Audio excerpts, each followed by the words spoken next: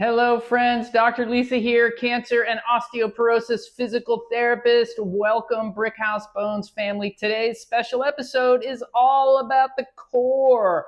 How do we optimize and safely strengthen our core so that this spine, this noodle that is our spine, is stable and strong and doesn't move into positions when we don't want it to? This helps us engage in all the lifting, pushing, pulling activities that we need to be able to safely do without putting us in a dangerous position.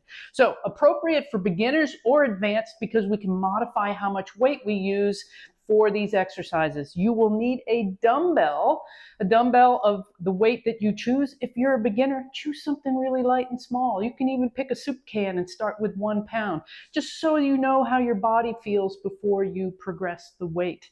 And if you're advanced, then you can start with something a little bit heavier. And we'll also be lying on the mat for exercise that we perform while lying on our back. All right, grab your dumbbell and we will get started. And if you're new here, welcome to the Brickhouse Bones family. I'm so glad you're here. We go over evidence-based exercises on a regular basis. And if you haven't subscribed, I'd be so thankful if you would.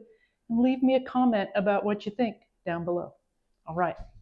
We have our dumbbell. We're going to hold it up high on our chest. We want to be lifting the heart. So that's always what I'm going to say is lift the heart. So instead of your heart light aiming down at the floor, your heart light is aiming straight ahead out in front of you. We're keeping the weight nice and close. We're going to turn on this waist. Turn on so the belly button is squeezing in towards the spine, and we're going to march for 20. 3, 4. Notice my speed, not too fast. 5, 6. We get good balance with this too. This is a twofer. 8, 9, 10. Keep those elbows under. 11, 12, 13. Here we go. Keep going. 17, 18, 19, 20. Now, starting with a light weight, you may have found that not too difficult. Maybe you found it challenging, then it was just right for you. As you increase the weight here with a dumbbell or a kettlebell, then it's going to become more work for your front body to resist the pull of the weight down and more work for your back body to hold that good posture position. So both front and back body working with that exercise as well as your balance stabilizers. So that's a great twofer exercise. Next, we're doing halos. Can be done with a dumbbell or a kettlebell. We're using dumbbell today. We're going to raise one elbow up, bring the weight by the ear, around the head. The other elbow finishes up as we bring the weight back to the front.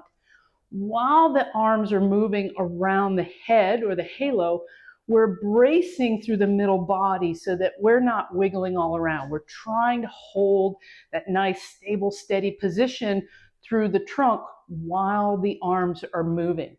And we're going to go one direction all the way around the back, return to the front, and then the other direction. There's 2. We're also going to do 20. And again, you can even do this with more weight to start out. 3. I have my hat in the way. 4,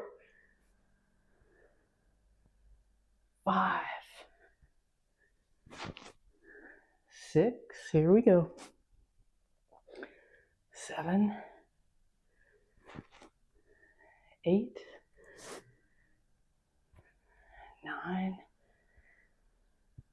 Halfway. Let's keep this going. We also get a bit of an upper body workout with this too, right?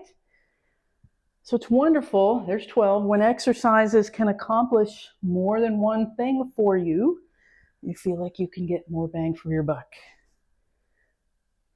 15, 16, 17, 18, 19, 20. And this is wonderful because so often we're reaching, we have something in our hands, we're reaching up, we're reaching over, and can we stabilize our middle body and hold some tension there and keep our heart rate up while we're doing that? So great exercise to train for those everyday reaching activities that we have to do. Okay, next one, we're coming down on one knee, and we're going to do a chop and lift. And so chop is going to be bringing the weight down right beside my hip, and lift is going to be up right by my shoulder. Now, I don't have the weight out here. I don't want all that force. I just want to create a little bit of tension in the same motion as if you reached for your seatbelt and plugged it in. Reach for your seatbelt and plug it in. That same amount of reach and motion that you would do for that. And we're going to focus on having a lot of tension through the obliques, through here on both sides, and here in the hip. So we're creating some stability with this. Now, keep the weight close to your body as you rotate it down by the hip, up to the shoulder. We're going for 10, 2, 3. Notice I'm not really going very far. 4. Great one if you have little kids, grandbabies. 6. Lifting and holding a baby. 7. 8. We need that core strength for that. 9. 10. Okay, take your time. Switch the down knee so that we can work the same exercise on the other side. All right, we're going to go for the hip first. 1, keeping the weight close. Notice my elbows are bent. 3, 4, so many applications for this. 5, 6, 7, 8, 9, 10. Excellent. All right, coming down now to our backs.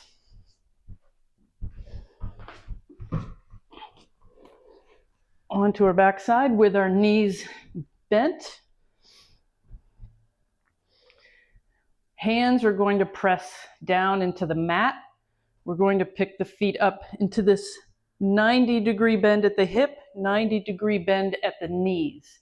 And the first thing we want to do is brace through the tummy. Now, you do not have to flatten or feel like you need to tuck your tail. If you're trying to be in a more spine-safe, bone-safe position, you can focus on just creating stableness and tension here. So just bracing through the mid-belly as if you were going to receive a kick or a punch. You're just going to brace through the belly and then tap one heel down and return. The other and return. 3, 4, there you go, good job. 5, 6, now if you can coordinate it, press the hands down at the same time. 7, 8, 9, 10. Good, with intention, holding the core, feet go down. So when we press the hands down also, we activate the lats, the latissimus dorsi, this big, broad, beautiful muscle along our back that is a wonderful spinal stabilizer. So at the same time that you're working front core muscles, you engage back core muscles. Okay, so in the spirit of that, the lats, we're going to press the hands down, press the feet down, lift the hips up and hold for 10, 9, 8, 7, 6, 5, 4, 3, 2, 1. Lower slowly. Feet up, feet down. Press the heels down, press the hands down, lift, hold. 10, 9, 8, 7, 6, 5, 4, 3, 2, 1. Hips down, knees up, lower back down. One more time. Press the hands, press the feet, hold. 10, 9, 8, 7, 6, 5, 4, 3, 2, 1. Excellent. All right, last one. You may have heard of an exercise called a dead bug, and there are many variations. I do a slight modification of this, but it does start in this 90 degree bend position, and I'm also going to take my hands overhead. Now, many people do the opposite. I just like to keep it simple because it's the same effectiveness, but keeping the movements a little more straightforward. So in this 90-90 position, arms overhead, bracing through the middle body. We're trying not to have any movement here. We're going to reach one leg out and the arms overhead and return. Other leg out, arms overhead and return, taking our time. Good, very good. This is 4, 5, 6, 7, 8, 9, and 10. Excellent. Coming on up. All right. I hope you liked that core workout. This is something that you can plug in to your other workouts throughout the week and just focus on core for a few minutes. If you didn't get that much core work in whatever routine you did that day, it's a great way to help develop that stability and support in our spine so it's not a noodle. And then we can do the things we love with confidence. Thanks for joining me. I'll see you next time.